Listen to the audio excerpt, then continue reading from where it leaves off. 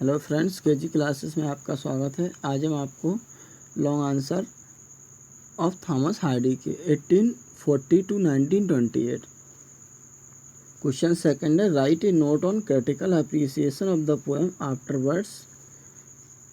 Answer introduction heading है, Afterwards is one of the finest lyric composed by Hardy. Hardy wanted to be remembered after his death.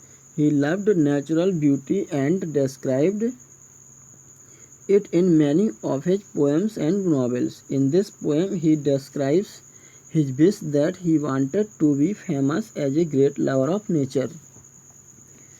In this poem, he maintained simple and impressive poetic style. When the present has lashed its postern behind my tremulous stay, and the May month flaps its glad green leaves like wings, delicate filmed as new spun silk, will the never say. He was a man who used to notice such things. Heading A personal poem. When Hardy was 77 years old, he composed his lyric in 1917. He knew that he was going to die in no time. In this poem, he imagines his Hardy and his death and wants to be remembered even after his death. There are many critics who regard this poem as a personal poem. In this poem, Hardy reveals his nature and his habits. For example, he points out in the poem that he loved small creatures very much. He comments, "Some may say he strove that such innocent creatures should come to no harm." Heading as a nature poem. Afterwards reveals the poet's interest in nature.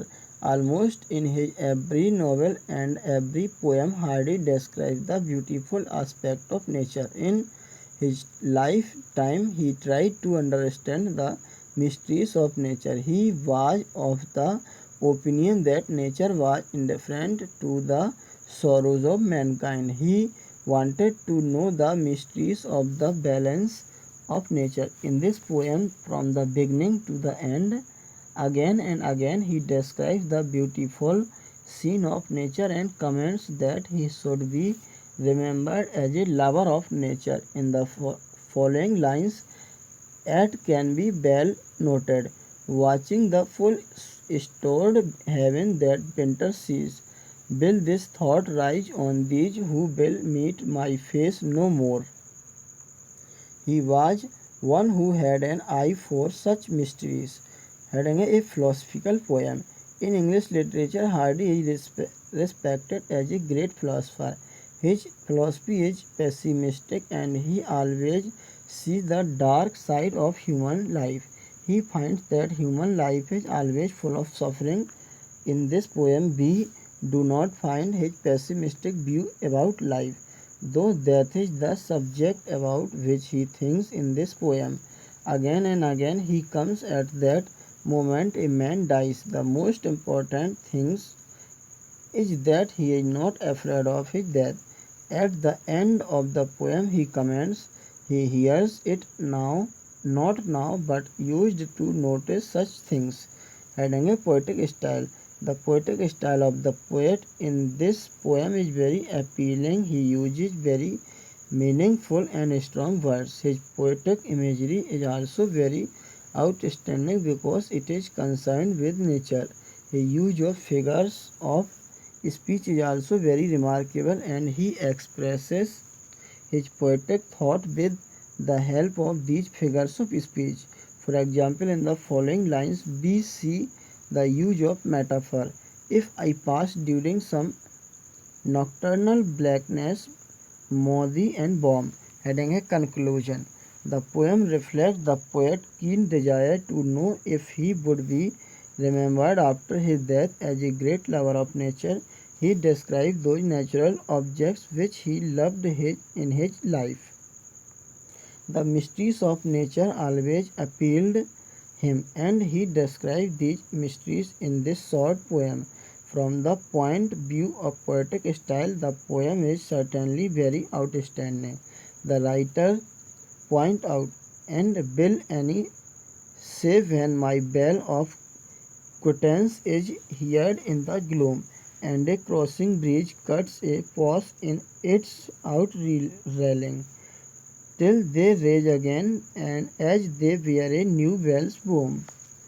He hears it now, not now, but used to notice such things. Question: what are the features of poetry of Thomas Hardy? Or write a note on Hardy as a poet. Introduction heading: Thomas Hardy was primarily a poet. He started his career as a poet and ended as a poet. In the beginning, he started writing poetry, and after this, he took to writing novels. Some of his novels were criticized by some critics in his time. He felt deeply hurt, and he again started writing poetry. His poems reveals the atmosphere of pessimism atmosphere. In his poems he also presents a certain philosophy of life, though he has been regarded as a pessimistic philosopher. For example, the poet remarks in the poem afterwards, when the present has lashed its poster behind my tremulous stay, and the May month flaps its glad green leaves like wings, delicate filmed as new spun silk. Belda neighboring, he was a man who used to notice such things. Heading modern style. Hardy belonged to the group of later Victorian. Though he was a Victorian, he was not much influenced by the Victorian poets. Some modern poets like Ezra Pound and T.S. Eliot became the main poets of the modern poetry. Hardy was much impressed by these modern poets. It should also be noted that modern poetry is realistic, and Hardy also brings realism in his poetry. A critic comments, and all mankind that haunted me had sought their household fires, had a hedge of pessimism. It has been admitted by all the critics that Hardy is highly pessimistic among English writers. The note of pessimism can be noted in all his novels. The same note can be seen in his poetry. In his famous poem The Darkling Thresh, it can be marked, and every spirit upon earth seemed favourless as I. Heading: as a nature poet, Hardy's presentation of nature was much different from that of romantic poet. Wordsworth tried to seek spiritual power in nature, and Shelley tried to seek the power of intellect in nature. But Hardy presented nature in its realistic form. To him, nature is always different to the human being. Nature takes pleasure in the suffering of human beings.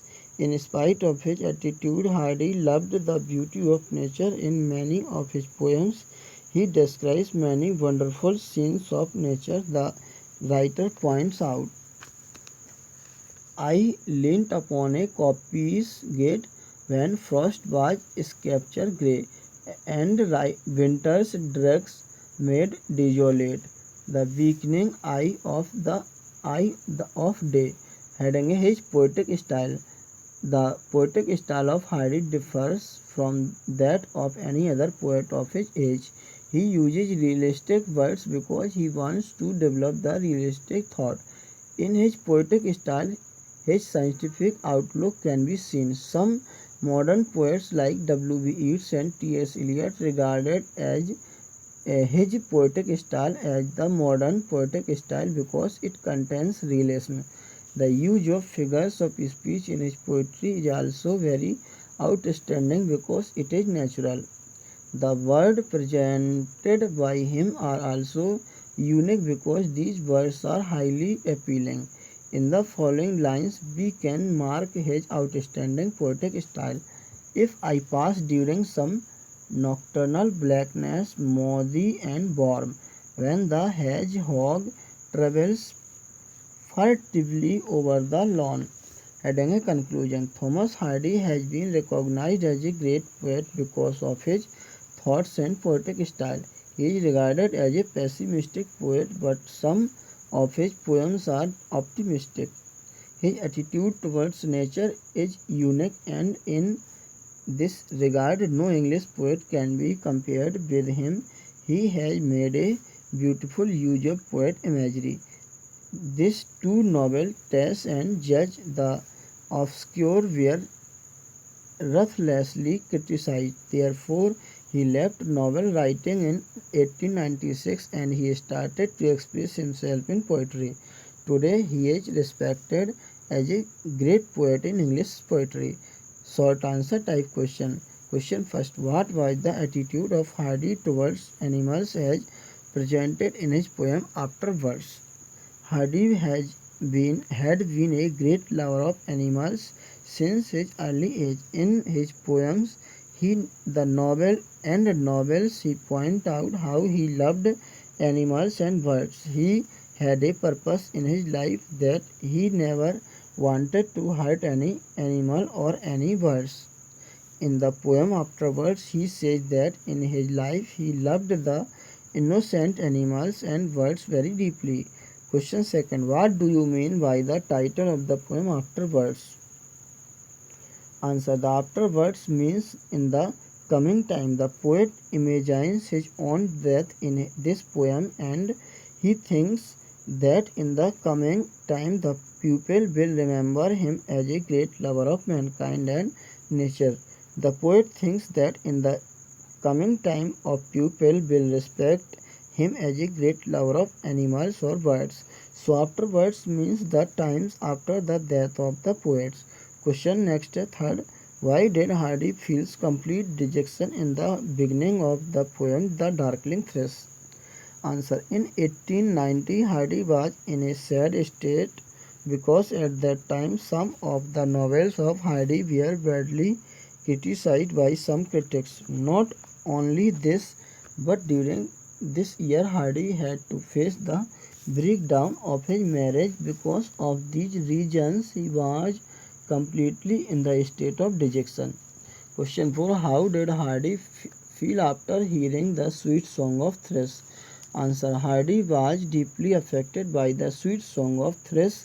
He was astonished and hypnotized by the melodious song of the bird. He realized that even in the most unfavorable conditions, the light of hope can be enjoyed. Objective type question. Hardy was born in answer 1840. Question. Hardy abandoned writing novel in answer 1896. Question. A thresh is a answer a kind of bird. Question. The Darkling Thresh was written on answer 31st December 1900. Question. Hardy died in answer 1928. Question. The poem Afterwards was published in answer 1917. Question. Thomas Hardy was a lover answer of nature. Question. Hardy was answer both poet and novelist. Question. Hardy was awarded Order of Merit in answer 1920. Question. Hardy wrote afterwards when he was answer C. old. Critical opinion on Hardy. First, Hardy's tragic figure rooted in an unconscious life process more deterministic than their own, try to mold their lives according to human value, personal will, feeling and aspiration, though their self-assertion of is overcome by the impersonality of the cosmos, including those instinctive drives they share with the natural world. Their endeavors to stamp a human personal design on cosmic indifference makes them nobler than what destroys them.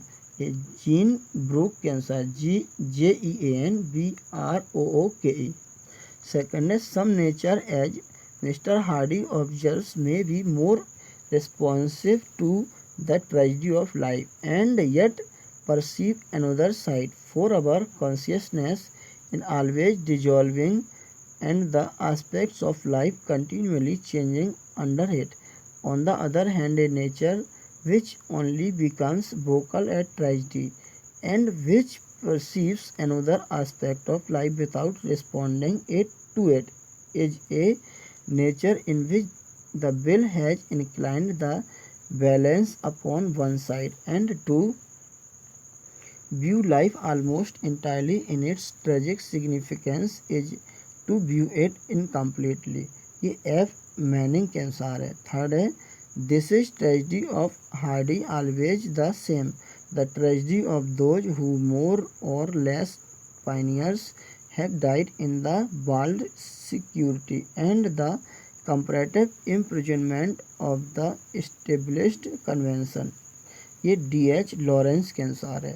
Fourth a struggle between man on the one hand and on the other an omnipotent and indifferent fate that is Hardy's interpretation of the human situation. Inevitably, it imposes a pattern on his picture of human scenes. It determines the character of his drama. Like other drama, this turns on a conflict, but the conflict is not, as in most novels, between one man and another और between man and in institution. ये David CECIL Cecil के अनुसार है। Fifth है Hardy was not a humorist in any profound sense he was quick to see the humours of things and had an ear for a good story his diaries are full of them generally with a touch of macabre but his mind was not humorously bold. Humor did not enter into the substance or method of his thought। ये H.C. डफिन के अनुसार है। DUFFIN। 6 poetry is the constant attendant of Hardy's tragic characters। It is not an intellectual poetry like Meredith। It is much more primitive and magical and always it heighten the significance of the characters and readers' consciousness of their tragic nature। ये Walter Elon ALLEN के अनुसार है। Friends, आप इनके विचारों को सुनिए। इन महान फिलोसफर्स हैं जो इनके विचारों से हमको बहुत कुछ सीखने को मिलता है। Thanks, best of luck.